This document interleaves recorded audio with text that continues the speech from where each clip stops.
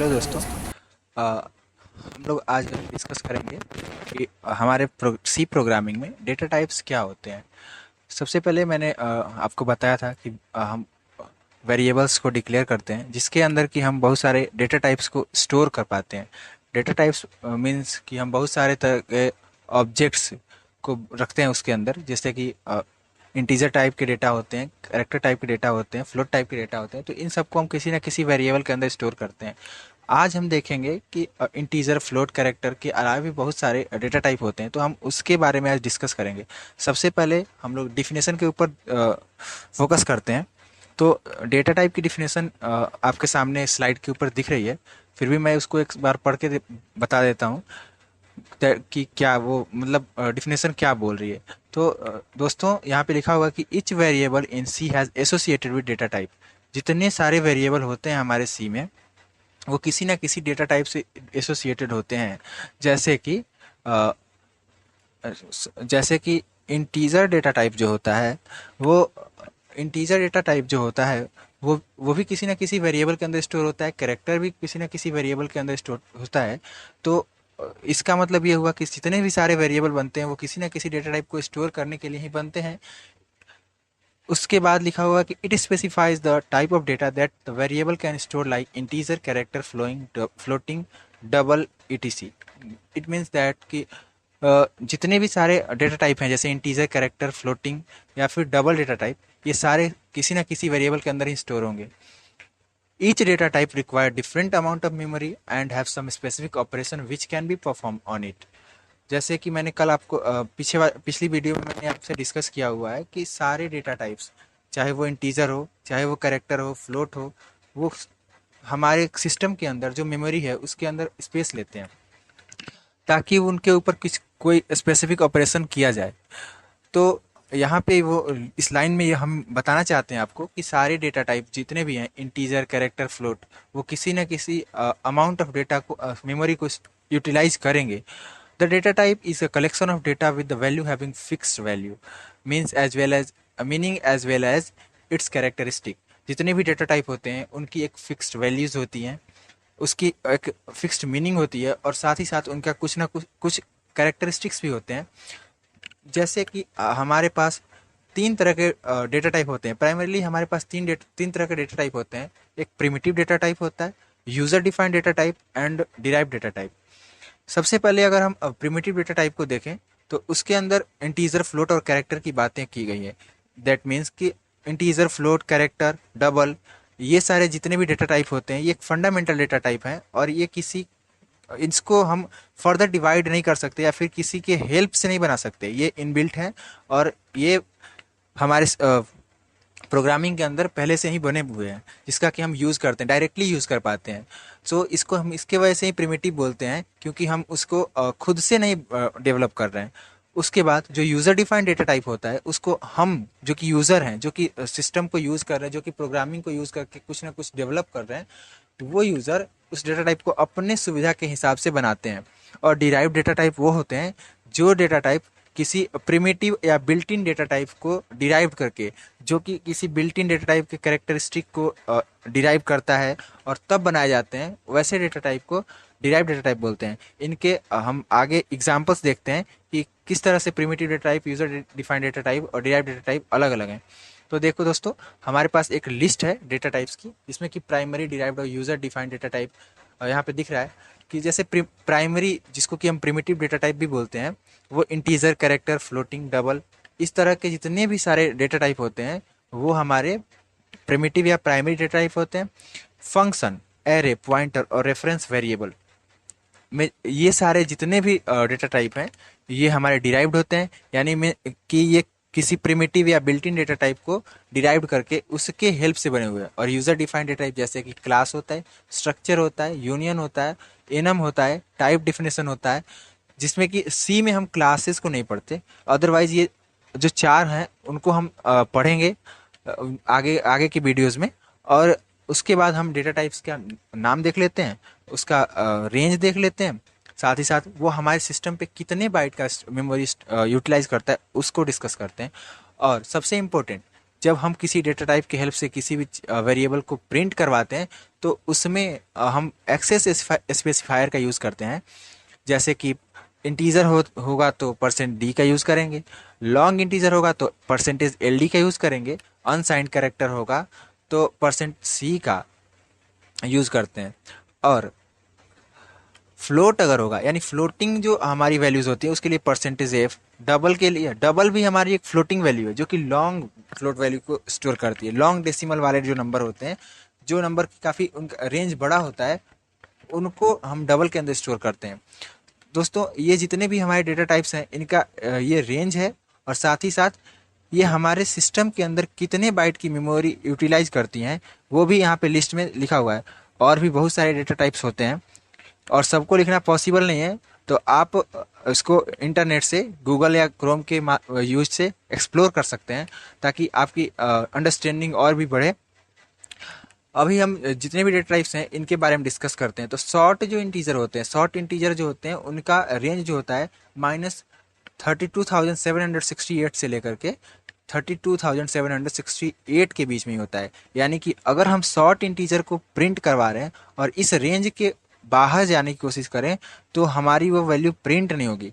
साथ ही साथ अगर इंटीजर की बात करें तो वो 4 बाइट का मेमोरी यूटिलाइज करता है। अनसाइंड शॉर्ट इंट का यूज़ करें तो ये हमारा भी 4 बाइट का मेमोरी यूटिलाइज करता है। लॉन्ग इंटीजर की बात करें तो ये भी 4 बाइट का मेमोरी यूटिलाइज करता है। डबल की बात करें तो ये 4, कैरेक्टर की बात करें तो ये 1। इस तरह से और बहुत सारे डेटा टाइप होते हैं जिनको कि आप एक्सप्लोर कर सकते हैं। उसके बाद सबसे इम्पोर्टेंट जो कि हम किसी भी इसके हेल्प से, इस ऑपरेटर के हेल्प से किसी भी डेटा टाइप का साइज यानी कि वो कितना मेमोरी यूटिलाइज कर रहा है हमारे सिस्टम का, कितने बाइट का मेमोरी स्पेस ये यूटिलाइज करता है, इसका पता लगा सकते हैं। उसके लिए हम फिर हमें याद नहीं करना होगा कि किसका कितना बाइट मेमोरी यूज़ करता है।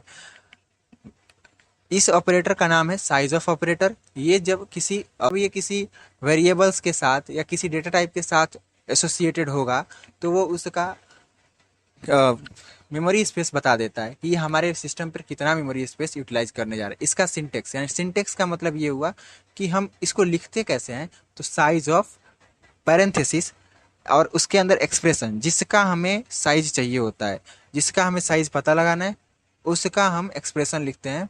और उसके बाद हम उसको प्रिंट करवाएंगे तो हमारे सिस्टम पे वो प्रिंट हो जाएगा कि वो हमारा सिस्टम के अंदर हमारे सिस्टम के अंदर कितना बाइट मेमोरी यूज़ कर रहा है।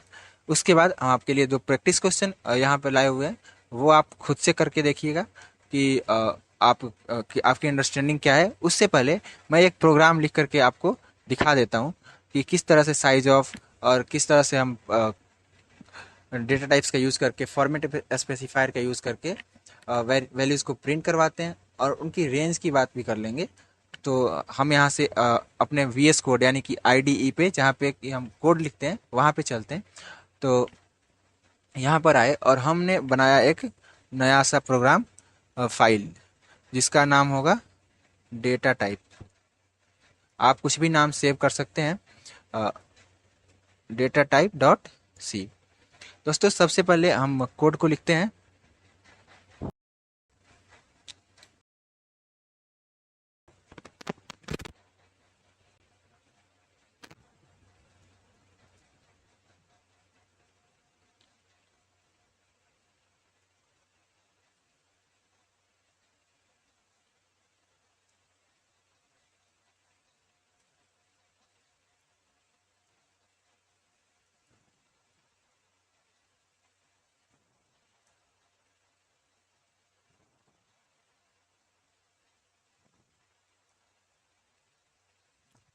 और इसके बाद हम प्रिंटफ स्टेटमेंट लिखेंगे जिसके अंदर हम फॉर्मेट स्पेसिफायर का यूज़ करना देखें कैसे हम यूज़ करते हैं। तो यहाँ पर मैंने लिखा percentage D and percentage D. और जिस जैसा कि हमारा जो वेरिएबल है वो इंटीजर टाइप का है तो इसके वजह से हमने यहाँ परसेंटेज डी लिखा। साथ ही साथ मैं यहाँ पे एक कैरेक्टर भी लेता हूँ जैसे CH, और इसके अंदर मैंने एक वैल्यू इनिशियलाइज कर दी जो कि हो गया हमारा ABC। अब हम इसको प्रिंट करवा के देखते हैं। इसकी वैल्यू भी मैं कर देता हूँ इनिशियलाइज, और हम प्रिंट करवा के देखेंगे कि हमारा सिस्टम क्या रिस्पॉन्ड करता है। जैसे ए और बी मैंने किया, और ये प्रिंट जो है ना, इसके साथ हमें इसको प्रिंटफ लिखना होता है। तो इसमें आप कंफ्यूज ना हो, और इसको हम प्रिंट करवाते हैं कैरेक्टर को। Character is percent C and then C H. दोस्तों इसको हम रन करके देखते हैं। जैसे ही हमने अपने प्रोग्राम को रन किया तो हमें यहाँ पर एक एरर देखने को, सॉरी, जो हमने यहाँ पर लिखा हुआ है कैरेक्टर, वो कैरेक्टर जो है वो, हाँ ठीक है, इसको हम स्ट्रिंग के तरह भी ट्रीट कर सकते हैं। क्लियर स्क्रीन लगाते हैं हम। क्लियर स्क्रीन लगाने के लिए यूज करते हैं हैशटैग इंक्लूड और conio dot H. After that हम लोग यूज करेंगे सिस्टम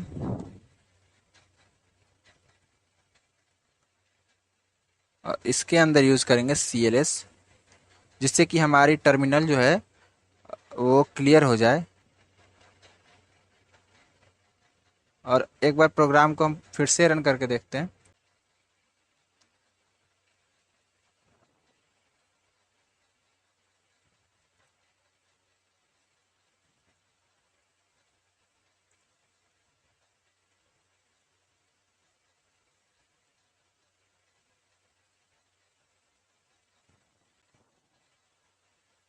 और हमने देखा कि किस तरह से हमारे प्रोग्राम के अंदर 34 5 and character is C print होकर के आ गया।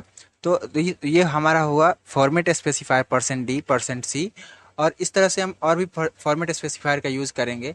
और हम साथ ही साथ यहाँ पर साइज ऑफ ऑपरेटर का भी यूज़ करके देखते हैं कि साइज ऑफ ऑपरेटर से हम किस तरह से किसी डेटा टाइप का साइज पता कर सकते हैं। तो साइज ऑफ इंटीजर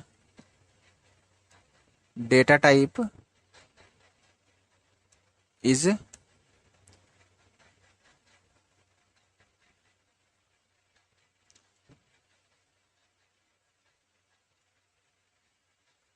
और इसमें लिखते हैं हम लोग इंट। और अब फिर से हम प्रोग्राम को रन करके देखते हैं। और फॉर बेटर अंडरस्टैंडिंग यहाँ पे हम लोग ए और बी भी लिख लेते हैं, ताकि हमें अच्छे से समझ में आ जाए कि ये क्या लिखा हुआ है। ठीक है, अब हम फिर से प्रोग्राम को रन करके देखते हैं।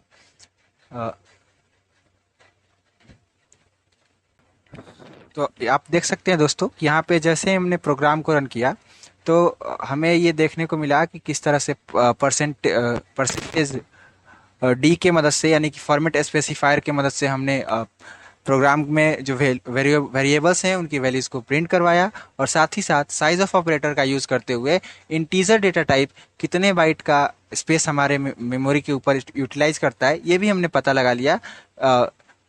और इस तरह से हम किसी भी तरह के डेटा टाइप का कितना मेमोरी स्पेस यूटिलाइज करता है हमारे सिस्टम के अंदर, ये पता लगा सकते हैं।